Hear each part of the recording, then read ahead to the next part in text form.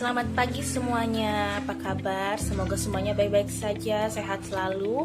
Hari ini saya ingin membawakan mata pelajaran Emotional Intelligence. Tugas dari mata pelajaran ini ditugaskan untuk menjelaskan pengertian Emotional Intelligence. Pertama, saya ingin menjelaskan pengertiannya terlebih dahulu. Emotional intelligence adalah kemampuan seseorang dalam menggunakan dan memahami emosi, baik emosi orang lain maupun emosi diri sendiri, dengan tujuan meningkatkan kesehatan fisik dan mental. Seseorang dengan emotional intelligence yang baik mampu mengontrol emosi saat marah, peka terhadap perasaan orang lain. Teori mengenai kecerdasan emosional pertama kali dicetuskan oleh Selovery dan Meyer tahun 1990. Mereka mendefinisikannya sebagai EQ, Emotional Quotient, sebagai kemampuan untuk memahami perasaan diri sendiri, untuk berempati terhadap perasaan orang lain, dan untuk mengatur emosi yang secara bersamaan berperan dalam peningkatan taraf hidup seseorang. Goleman menyatakan bahwa secara umum ciri-ciri seseorang memiliki kecerdasan emosi adalah mampu memotivasi diri sendiri, bertahan menghadapi frustasi, mengendalikan dorongan hati dan tidak melebih-lebihkan kesenangan, mengatur suasana hati dan menjaga agar bebas stres, tidak melumpuhkan kemampuan berpikir serta berempati dan berdoa. Aspek-aspek kecerdasan emosi secara khusus sebagai berikut.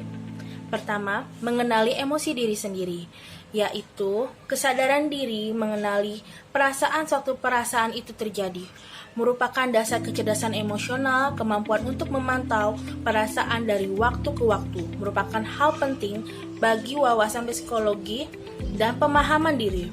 Ketidakmampuan untuk mencermati perasaan kita yang sesungguhnya membuat kita berada dalam kekuasaan perasaan.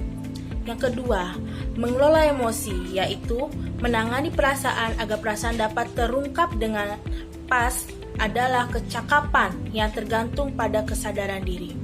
Kemampuan mengelola emosi meliputi kemampuan untuk menghibur diri sendiri, melepaskan kecemasan, kemurungan, atau ketersinggungan.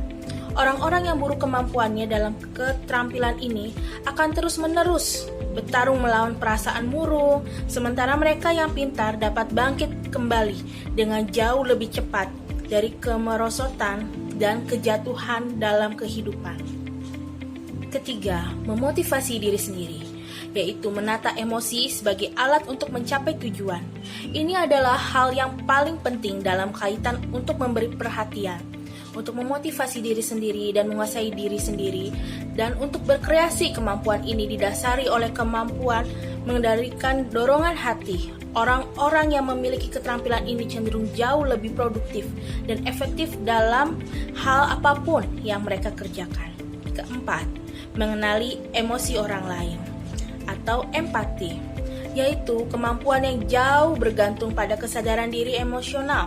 Merupakan keterampilan bergaul. Dasar orang yang empati lebih mampu menangkap sinyal-sinyal sosial yang tersembunyi dan mengisyaratkan apa-apa yang dibutuhkan atau dikehendaki orang lain. Kelima, membina hubungan, yaitu keterampilan mengelola emosi orang lain. Ini merupakan keterampilan yang menunjang popularitas, kepemimpinan, dan keberhasilan antar pribadi. Orang-orang yang hebat dan keterampilan ini akan sukses dalam bidang apapun yang mengendalikan pergaulan yang mulus dengan orang lain. Manfaat pendidikan keterampilan emosional. Sementara itu, Goleman mengungkapkan keunggulan dari keterampilan emosional, kesadaran diri emosional, perbaikan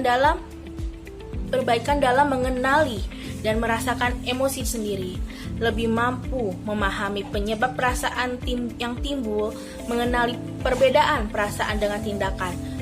Yang kedua, mengelola emosi, toleransi yang lebih tinggi terhadap frustasi dan pengelolaan amarah, berkurangnya ejekan verbal, perkelahian, dan gangguan di luar kelas, lebih mampu mengungkapkan amarah dengan tepat tanpa berkelahi, berkurangnya larangan masuk sementara dan skorsing, berkurangnya perilaku agresif atau merusak diri sendiri, perasaan yang lebih positif tentang diri sendiri, lebih baik dalam menangani ketegangan jiwa, berkurangnya kesepian dan kecemasan dalam pergaulan, memanfaatkan emosi secara produktif, lebih bertanggung jawab,